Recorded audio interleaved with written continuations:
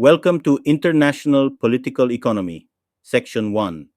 In Section 1, we're going to lay out the purpose, content, and features of this course. Additionally, you'll get to know the instructor. Let's delve deeper into the dynamic field of international political economy together. We'll explore it from theoretical, policy, and historical perspectives. Get ready to examine critical issues like North Korea's missile development, the Paris Agreement on climate change, the Ukraine crisis, the Syria conflict, Brexit, the UK's exit from the EU, and tensions surrounding the Nansha Islands. Theory, we'll thoroughly study six major theoretical frameworks of international relations and political economy: realism, week 2; liberalism, week 3; neorealism, week 4; neoliberalism, week 5; constructivism, week 6; and the English school, week 7, considering their interrelations. Policy, we'll apply these theories to recent hot button issues through case studies and homework assignments as presented in the upcoming slides.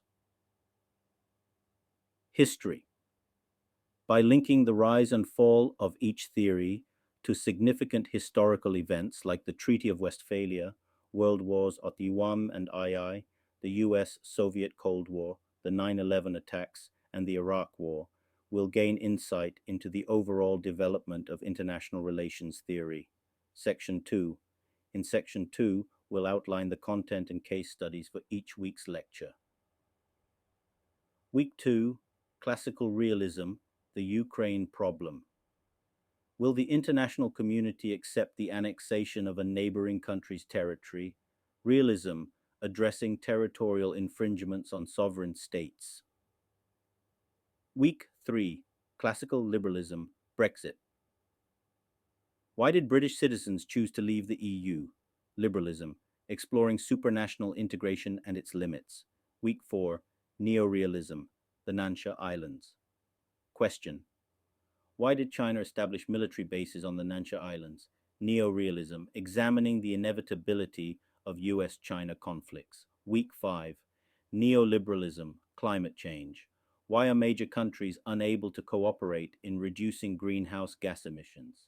Neoliberalism, understanding the function of international cooperation and regimes. Week 6, Constructivism, Apartheid.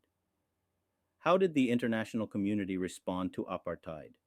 Constructivism, viewing international relations from the perspective of international norms. Week 7, the English School, humanitarian intervention addressing conflicts in former Yugoslavia and Libya. English School, analyzing international responses to massive human rights violations, mass killings, and widespread starvation.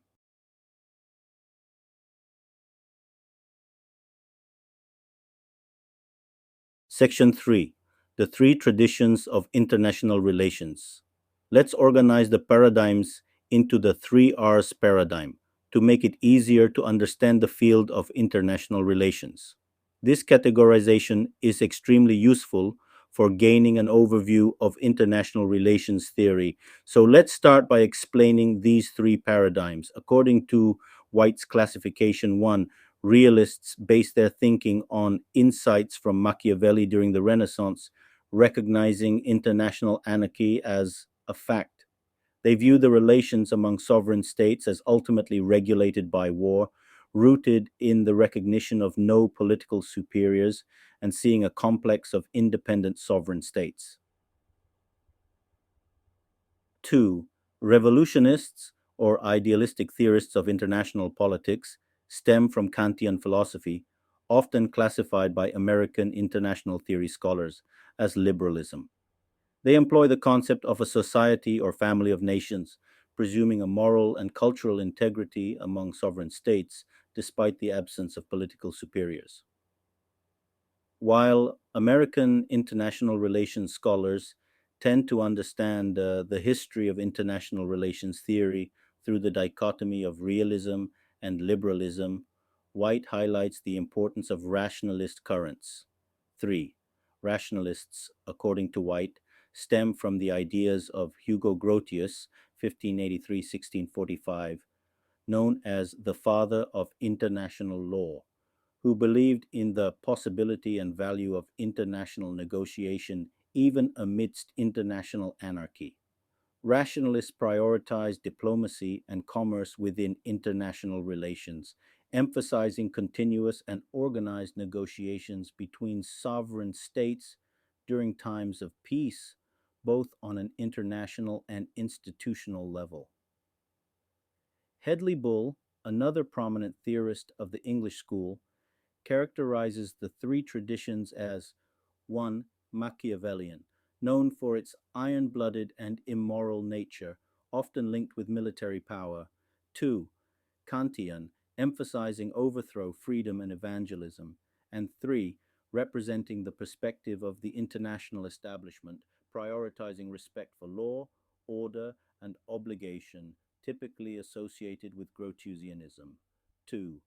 Rationalists, according to White, stem from the ideas of Hugo Grotius, 1583-1645, known as the father of international law, who believed in the possibility and value of international negotiation even amidst international anarchy.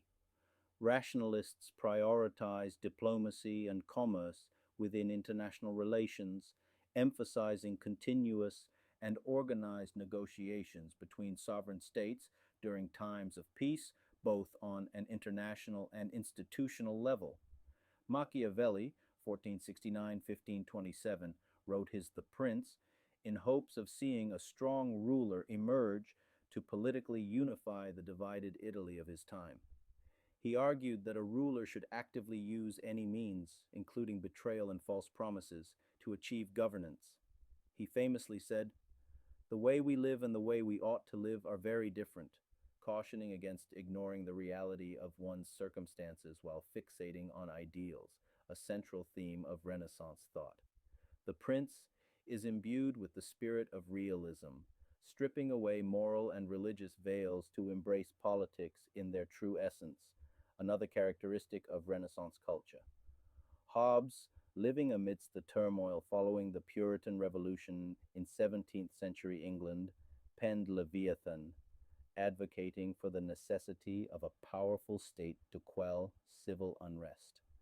According to Hobbes, human motivation stems from self preservation and the desire for recognition. Individuals have a natural right to employ any means necessary to satisfy these needs. In a state of nature devoid of governance or law, individuals would act selfishly, leading to perpetual warfare, the war of all against all. 1. Realism. Prominent. Realist theorists such as Machiavelli and Hobbes understand the international system as a realm of power politics among states, placing international anarchy at the heart of international relations theory. This perspective utilizes a materialist rationalist methodology, emphasizing structure and building upon an ontology where the state reigns supreme. Kant, 1724-1804, upheld human dignity as rooted in the capacity to reason, discern truth from falsehood, and act autonomously. His critical philosophy explored the boundaries of human reason and its potential. He envisioned an ideal community, the kingdom of purpose, where individuals pursue moral perfection while respecting others' autonomy as an end in itself. Kant advocated for the establishment of the kingdom of purpose on earth through perpetual peace, where nations abolish standing armies and form a federation to ensure lasting peace. His ideas epitomize modern European respect for humanity, influencing the spirit of perpetual peace embodied by the League of Nations and the United Nations. Revolutionism or liberalism in the United States. Liberalism, a traditional theory of international relations distinct from realism, emphasizes economic growth, interdependence, republicanism, and federalism as catalysts for world peace, as highlighted in Kant's Perpetual Peace, 1795. Kant envisioned a world society where individuals, non state actors, and eventually the global human population play central roles in global social identity and arrangements, transcending the state centric paradigm. His cosmopolitan universalism shaped liberal thought. In the absence of mechanisms to coordinate national interests, military power sometimes dictates international politics. In the 17th century, Grotius of the Netherlands articulated principles of international law in The Law of War and Peace, 1625, advocating for order through law and recognizing agreements between nations as being international law. Rationalists envisaged a system of states, a society among states, and a society composed of states. They advocated for maintaining norms, rules, and institutions shared by states, reflecting their mutual interests and identities.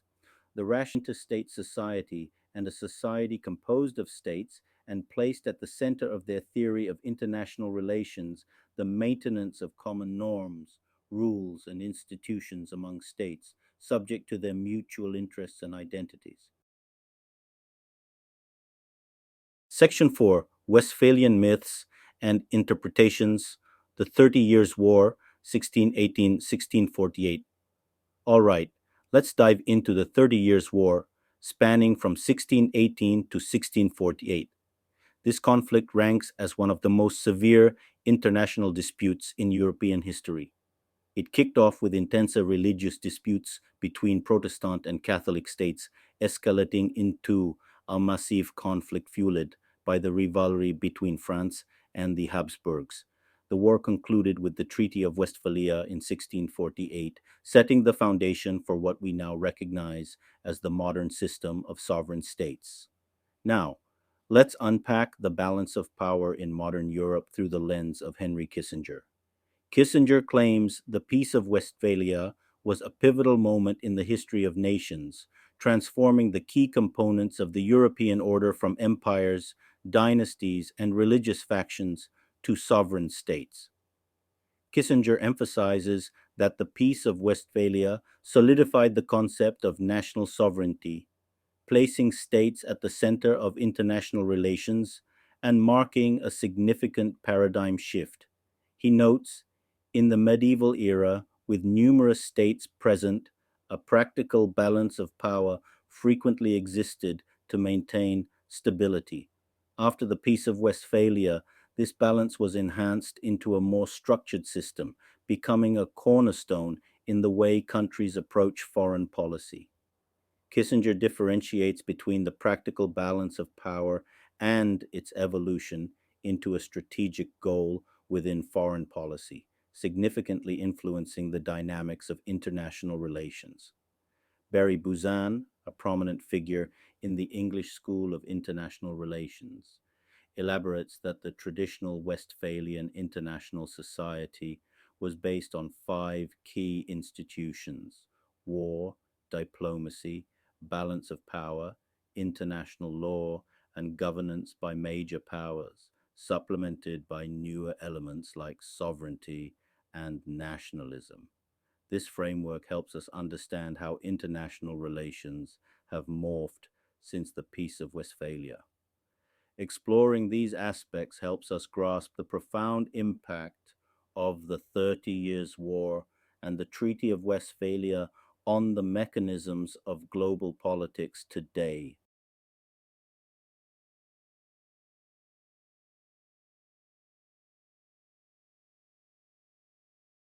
Hey folks, today we're going to unpack Benedict Teschke's hard hitting critique of the Westphalian myths.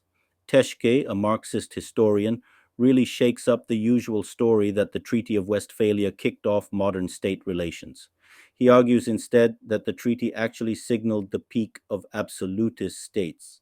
Imagine that. Instead of simplifying international relations, the 1648 treaty set up a system where countries maintained internal order but faced external chaos. Teshke tells us that this era was marked by states grabbing all the power they could, leading to a kind of sovereignty that was restrictive and heavily controlled by rulers.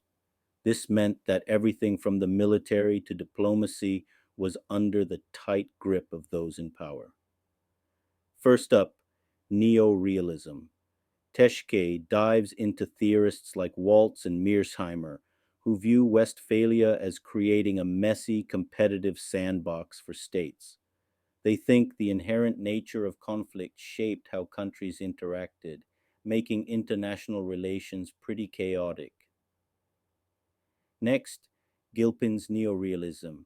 Gilpin takes it a bit further, discussing how the old imperial cycle shifted to a modern setup where nations tried to balance power among themselves, marking the 17th century as a real game changer from the era of Pax Britannica to Pax Americana. Then there's neoliberalism. Krasner's take through regime theory is pretty interesting. He breaks down sovereignty into four parts. One, domestic sovereignty, how a state runs its show internally. Two, interdependent sovereignty, managing all the stuff that crosses borders.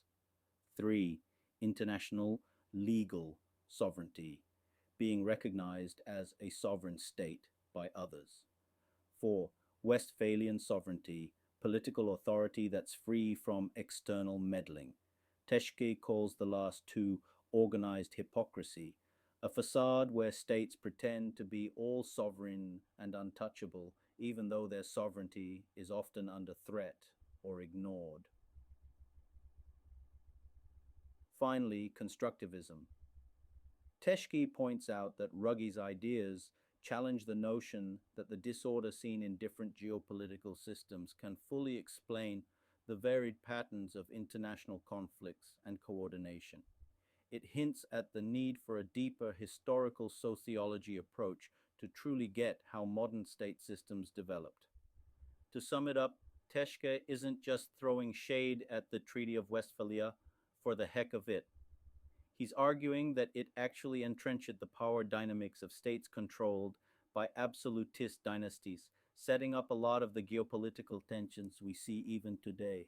As we keep exploring Teschke's critiques alongside the ideas of neorealism, neoliberalism, and constructivism, we'll get a clearer picture of how these theories stack up and what they mean for understanding the complex world of international relations shaped by historical events like the Treaty of Westphalia.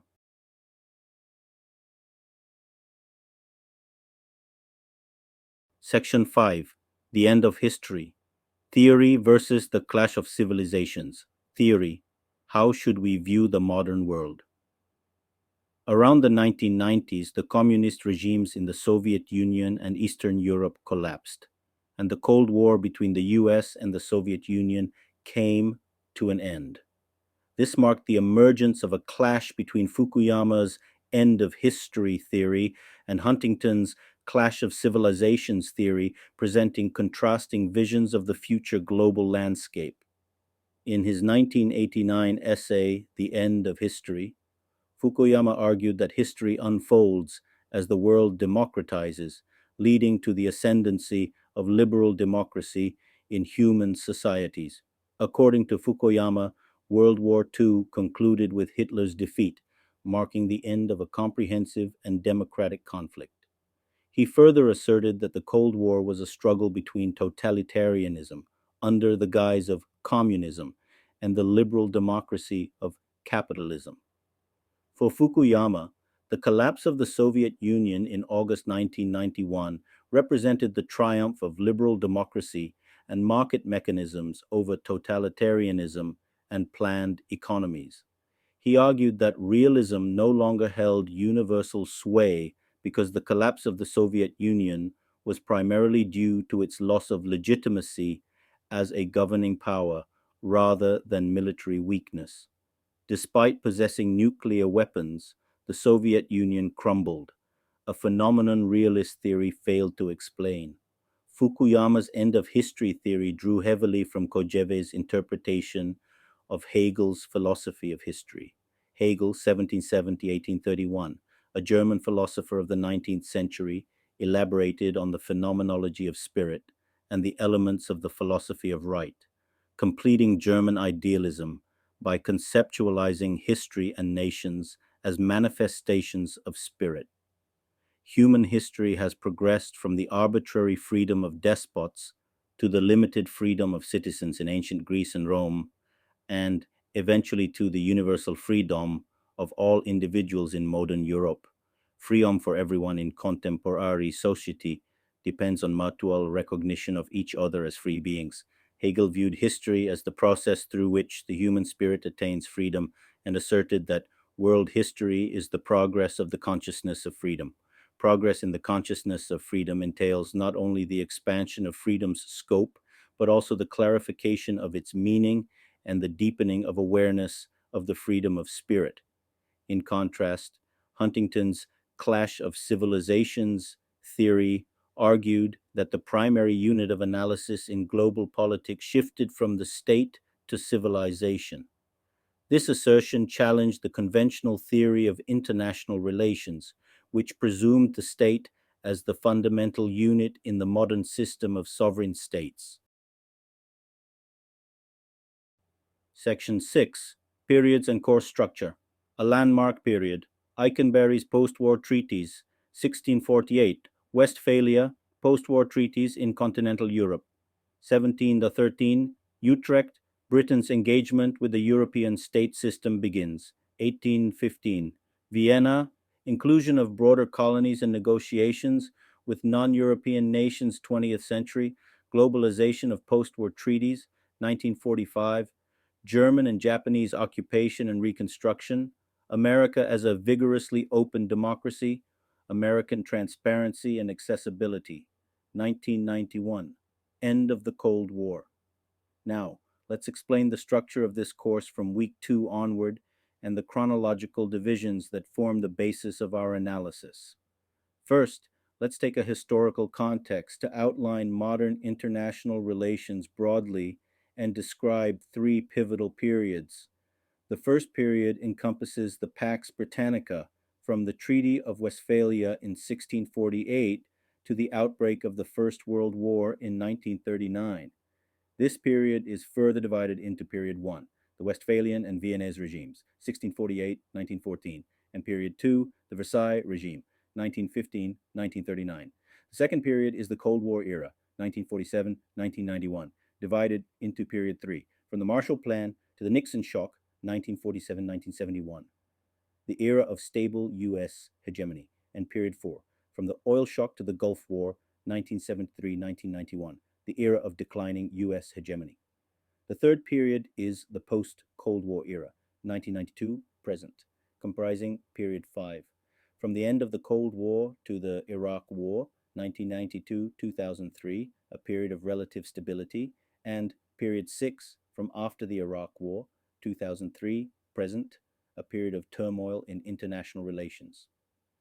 The philosophical underpinnings of these three eras and six periods, which guide our analysis of various currents in international relations theory discussed in this course, will first be explained from the perspectives of realism and liberalism. In Period 1, the Westphalian system, diplomacy was the decisive means in international relations. In Period 1, the Westphalian and Viennese regimes, 1648-1914, realism, or sometimes classical realism, to distinguish it from neo-realism, and the balance of power were fundamental concepts in diplomatic relations. However, after the end of World War I, liberalism, based on President Wilson's idealistic ideas, became dominant during the interwar period, the period between World War I and World War II, known as the Second Versailles System. However, the League of Nations, founded on Wilson's ideals, failed to contain the rise of Germany and Japan, and the era shifted to the start of World War II and the Cold War between the US and the Soviet Union, 1947.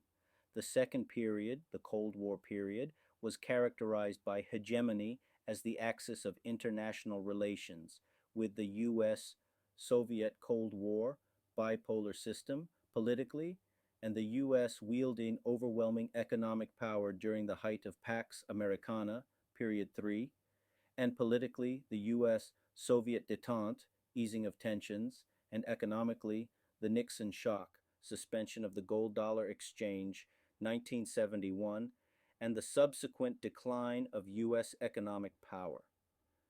During these periods, in period 3, neorealism, especially Morgenthau's theory of international relations, which will be discussed later, became the cornerstone of international relations theory, while in period 4, Gilpin's hegemonic stability theory in neorealism and neorealism's theory of mutual interdependence became the dominant theories in international relations. In period 3, the post Cold War period, military power and international norms became important elements of international relations.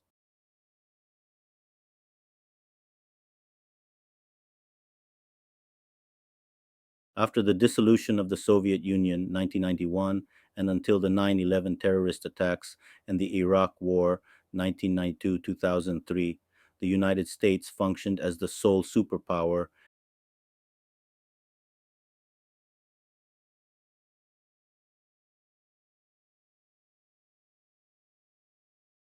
After the dissolution of the Soviet Union 1991 and until the 9/11 terrorist attacks and the Iraq War 1992-2003, the United States functioned as the sole superpower and world policeman, and the international order was relatively well maintained.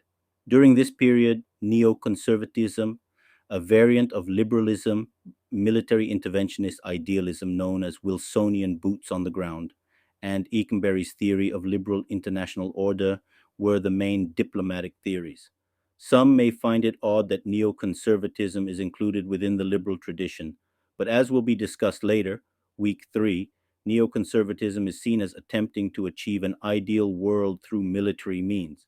However, after the Iraq War, when the US concept of democratization in the Middle East faltered amid the upheaval of the Arab Spring, views shifted away from the realist liberalist perspective, which did not foresee the end of the Cold War between the US and the Soviet Union, and schools such as constructivism and the English school emerged. Since the end of the Cold War in 1991, constructivism and the English school, which emphasize identity perspectives in addition to realist liberalist perspectives, have emerged in international relations theory. These two schools of thought provide good insights for considering contemporary issues such as humanitarian intervention in international conflicts and the question, is there a just war? Just war theory. Constructivism originally falls within the identity perspective, distinguishing it from realist and liberal perspectives. The identity perspective assesses attitudes, norms, and legal concepts. In the post Cold War era, these elements have become important in international relations. The English school emphasizes not only realist and liberal perspectives, but also the perspective of the international community. The English school has the potential to encompass all three perspectives, realism, liberalism, and identity, in international relations theory. So, starting next week, let's study 6 schools and currents of international relations theory and international political economy as they relate to contemporary issues.